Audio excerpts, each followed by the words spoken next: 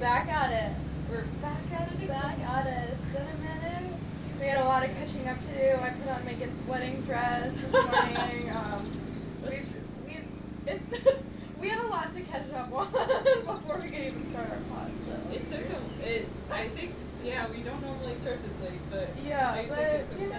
it's wonderful. We're here in London, I'm off meds, so she's off her meds. That's why we were just trying on wedding dresses and stuff. Just whatever came into our head, we had to do. So it was more important that it was way more important. That talk took top priority. Absolutely. And now we're here. Now we're here. Podcast. We're all set up, ready to go.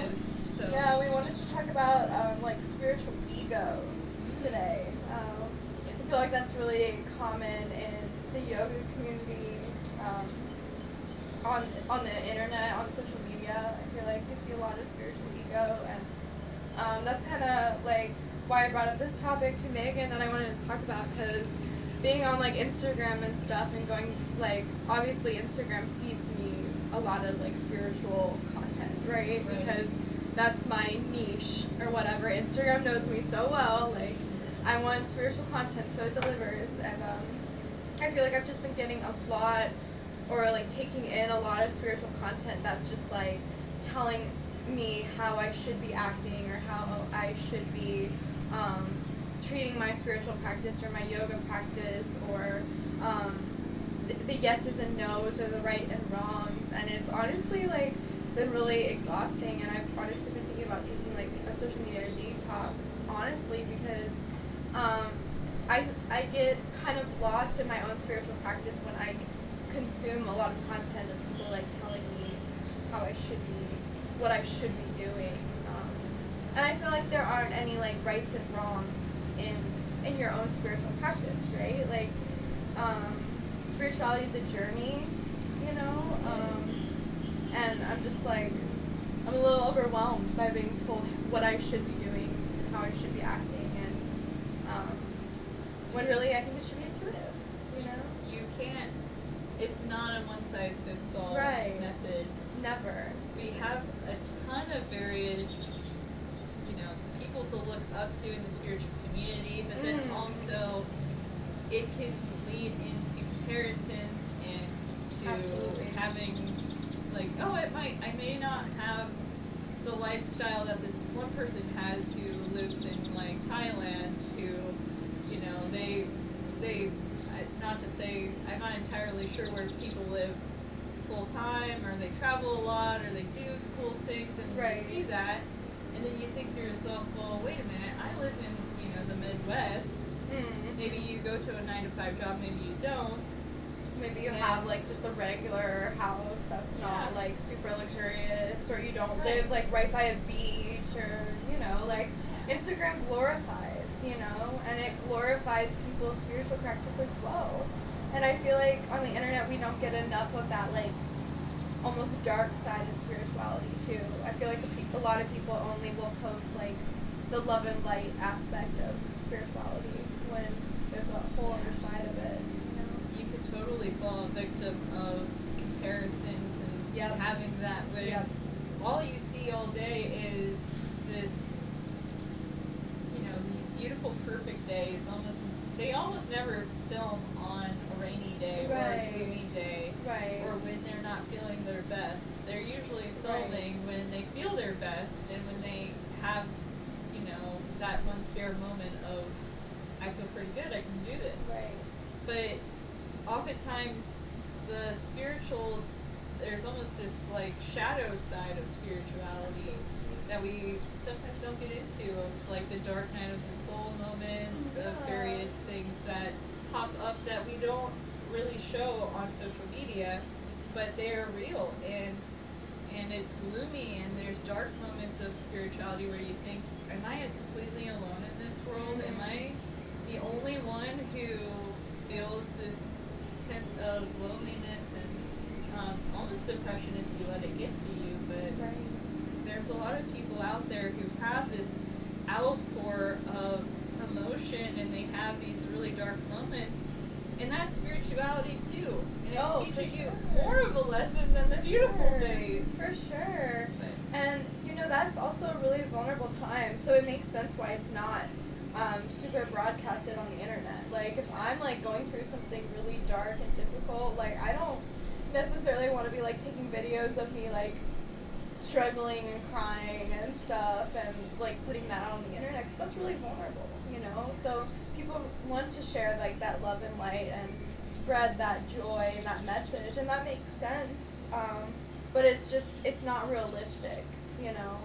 And when we get caught up in that, like, I feel like I have been just getting caught up in people,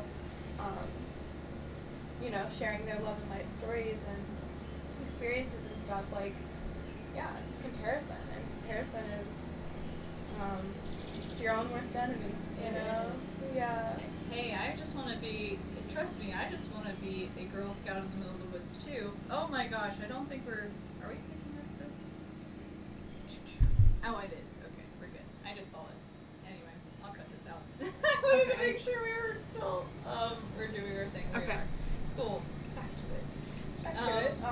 We have such a, I think that in general we have such a, you know, this understanding of, okay, I may not have what they have in my life, like the person on the internet who has maybe the, you know, the financial freedom to be able to go traveling and do all this fun, great stuff, and go to retreats and do all this wonderful thing, eat super clean, which I know is affordable, but it's difficult sometimes. Convenience is more of a priority in the United States, but we often think about these people online who they're doing all this stuff, but there's so much work that goes into it that, and oftentimes just flat out privilege that comes with being this love and light person who can come out and just be themselves. But, and I'm sure, like,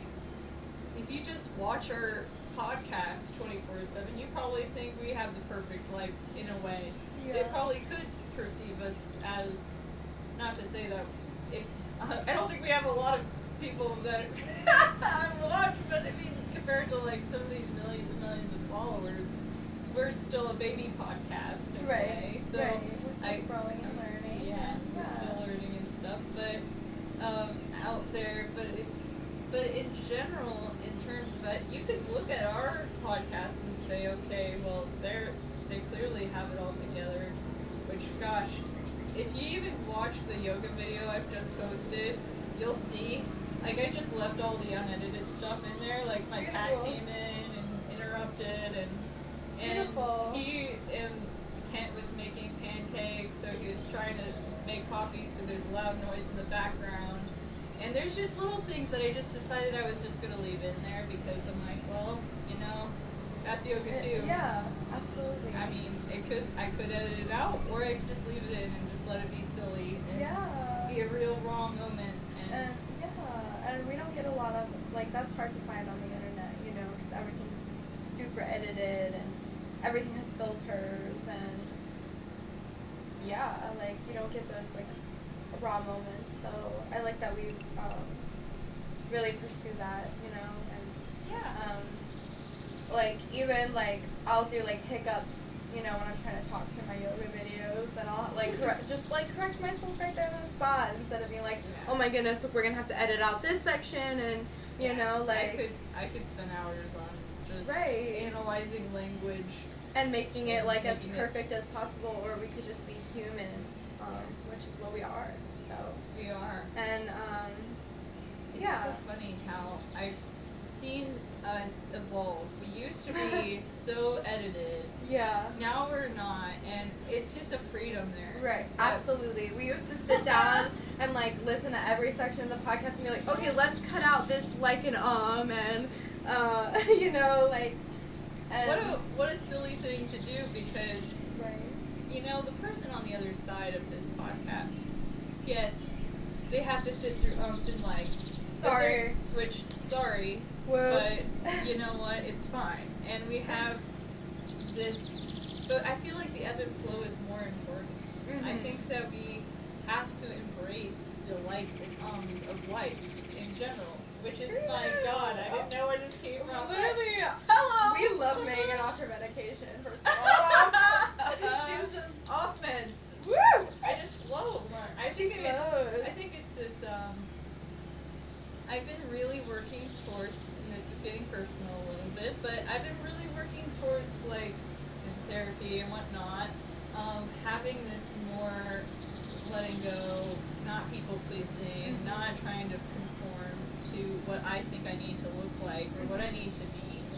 And because I've had this, like, transformation, like, and I noticed when I was on my meds that, and I, not to say everybody, take your meds if it benefits you, please. But if it's not benefiting you, talk to your doctor, do what you need to do. But I just decided one day, like, after we went to this LARP that recently happened, and I didn't take my meds during it because really I forgot. But then also on top of that, I wasn't really sleeping very well when I was taking the meds. So camping really makes it, you want to sleep. Right. So I was like, okay, well, you know, I really just want to put my sleep first, and it's okay if I'm crazy and wild out here because they don't care. Right. So it was a real great detox from A, social media, but B, a detox from even like what I thought I needed to act like and what I needed to be, because I can totally just be a different person. Absolutely. Yeah, earlier me and Megan were watching like one of our older videos together, and Megan goes, "Oh my gosh, I was so masking in that." And I don't know, that kind of like hurt my heart a little bit, knowing that you felt like you needed to mask like in order to be on camera. And I don't know why. I feel like well, for the one video we watched that I was a little masked. I don't even know what the word would be. But masked. Yeah. Behind the mask. Yeah. I had a moment of, I definitely was trying my best just to look professional for our business, but at the same time, I think our business is, in a way, I imagine we want to be professionals to some degree, but it's also just not really necessary for me to, like, not be myself and put myself together, because people don't really want that. Right. I think people want authenticity. They you know? Yeah, for sure. They do. For sure.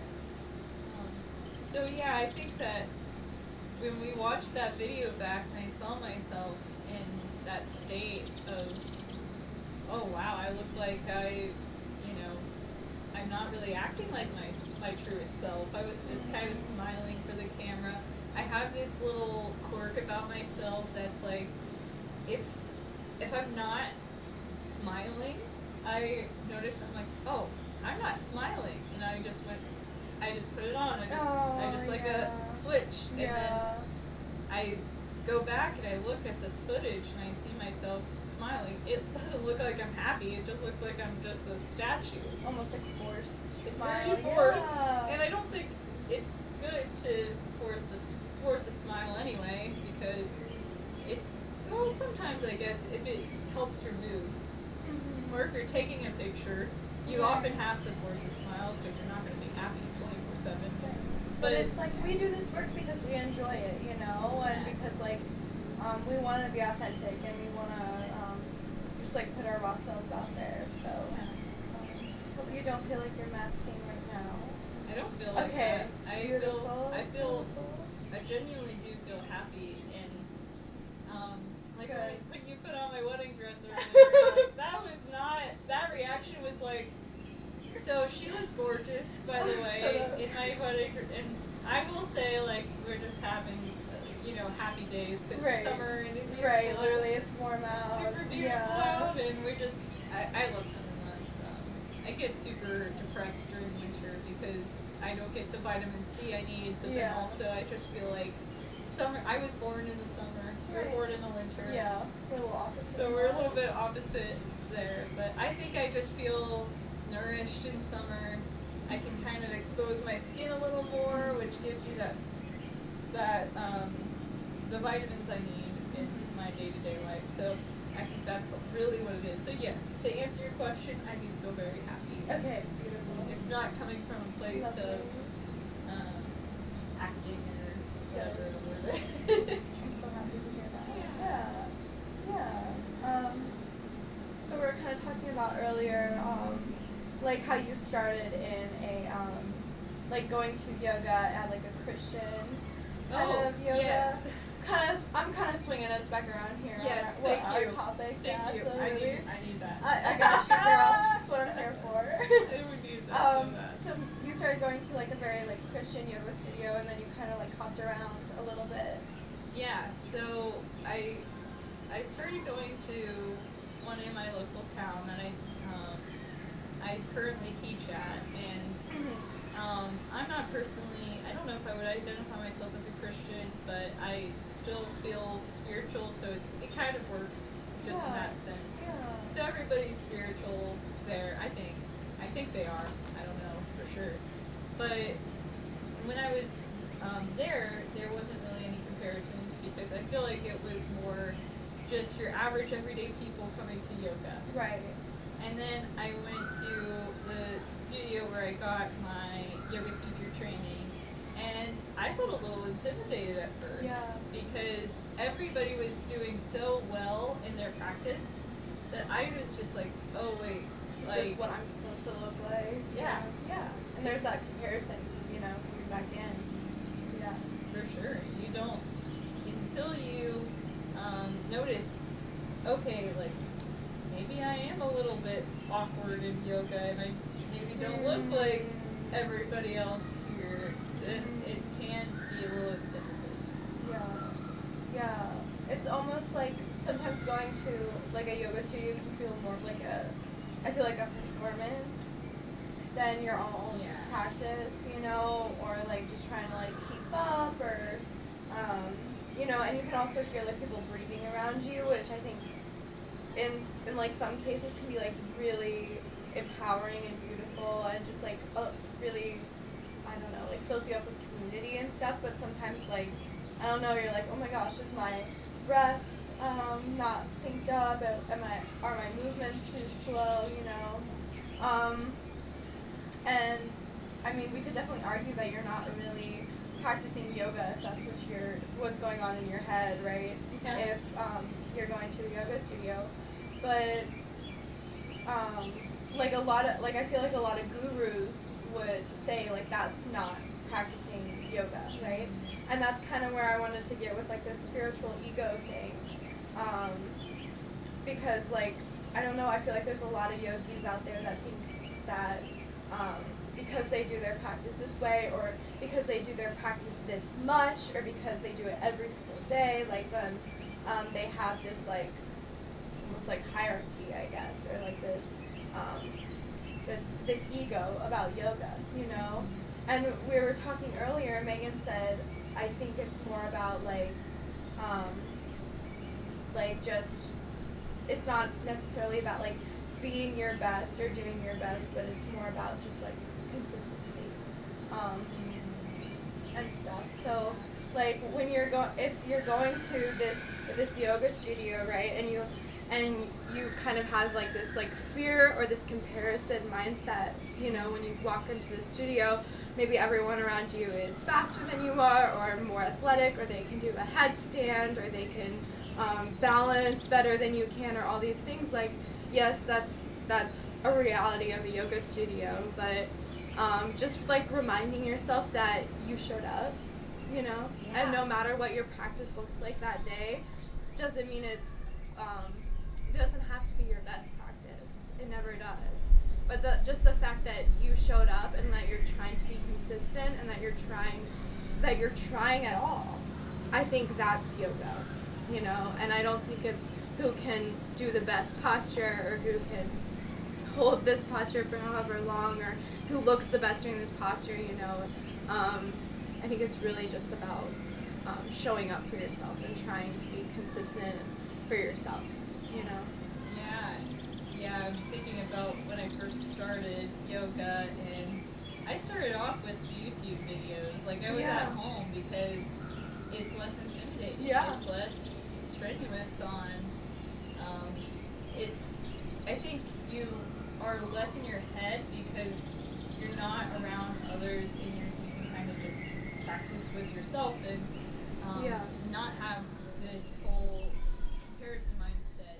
But eventually it's nice because the in-person yoga, you're around people who also have the same interests as you, but also there's so much benefit to in-person yoga as well, where you have the I think that whenever I went into the yoga community, it really opened my eyes to like, okay, yes, I may not look like this person, but like they have really great form, and I could really I could take that with me. And absolutely. So maybe it's not so much like comparison, but it's almost like looking up to other people and their practice and like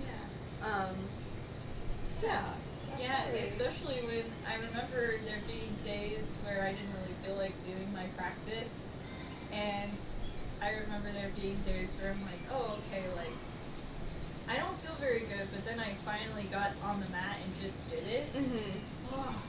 It just felt so much better, It's like I didn't even need, like, and maybe this is why, I don't know, medication's important. But I was like, I didn't even need my medication that day because I had so much energy to be able to just get the things I need to get done. And not have to try my best to, like, oh, okay, like, you know, focus on one task at a time, whereas, like, I just had the energy.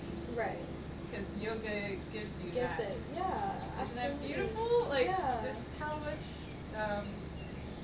much it gives back to you by just simply saying, I'm going to do this today. Yeah, absolutely. That's it. And that's the consistency right there. And maybe it's not you going to a studio, maybe you're just like doing like 15 minutes real quick and just like moving your body and being intentional about it, you know? Like, it doesn't have to be an hour-long practice, right? No. Like, it can just be a little something here and there. And maybe you don't even need to whip out your mat. Maybe you just stretch on your carpet real quick. Maybe you just stretch in your bed real quick. You know, like, it's not about, like, being the best, right? I did a little practice where we did tapping, tap on my body.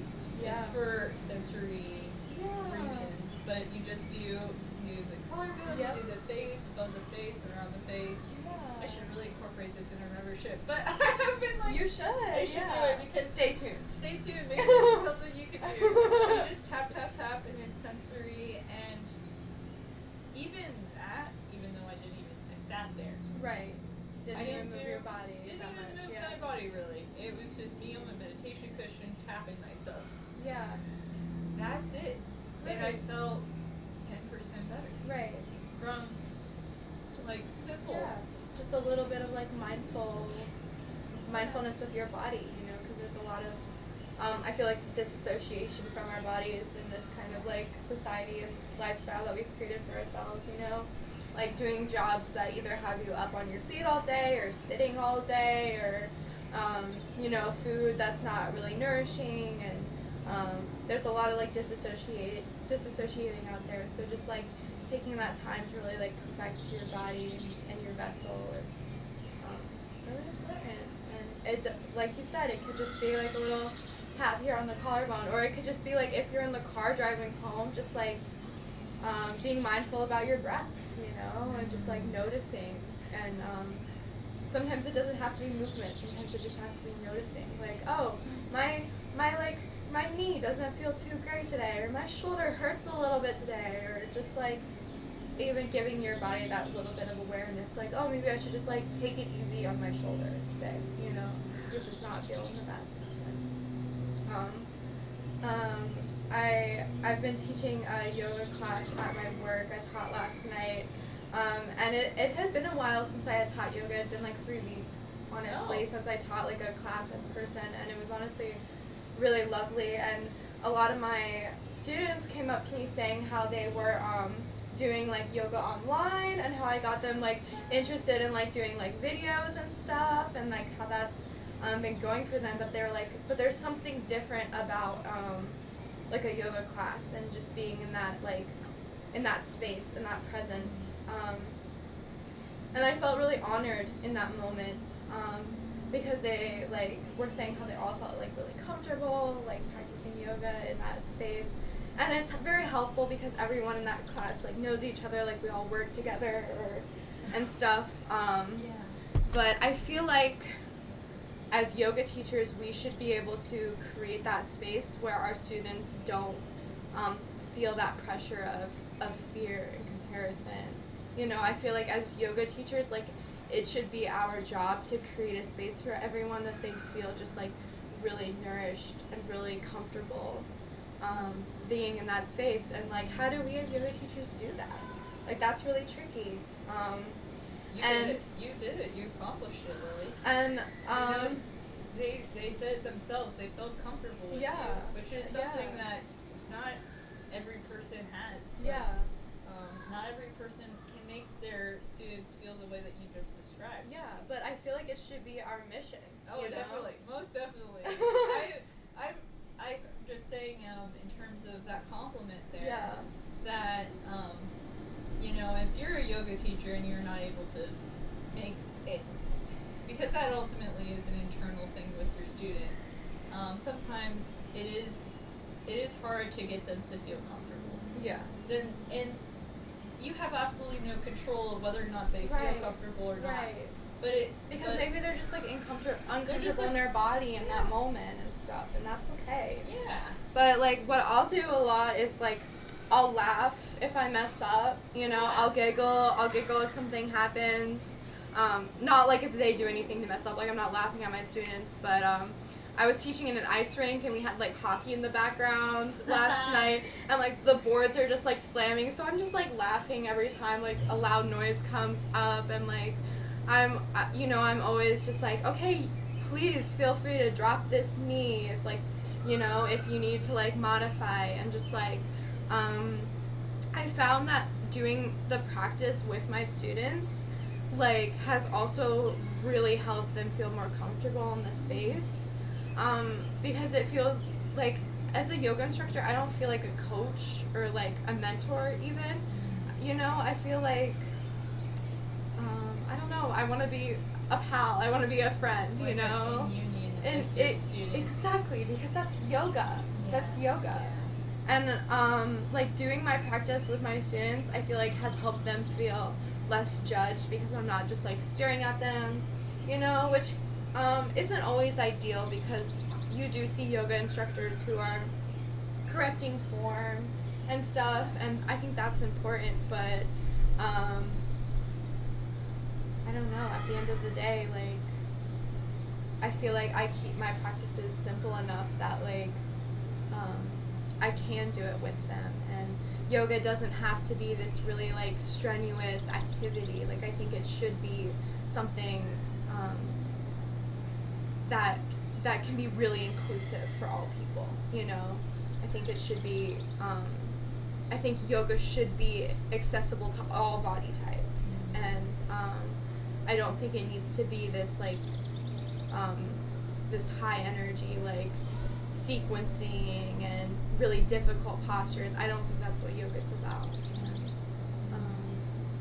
Yeah, so it's really been, like, my mission as a yoga instructor to, one, not have this, like, spiritual ego of my practice is better than your practice because I do it more often than you or whatever, but also just trying to, like, and I feel like once we can, like, step away from that spiritual ego, especially as teachers, right? Because it's like, you know, like, I feel like it can be easy to have that ego as a teacher, you know, because I did this 200-hour YTT, like, I know so much about yoga, you know, which really we don't, you know, we know so little, really.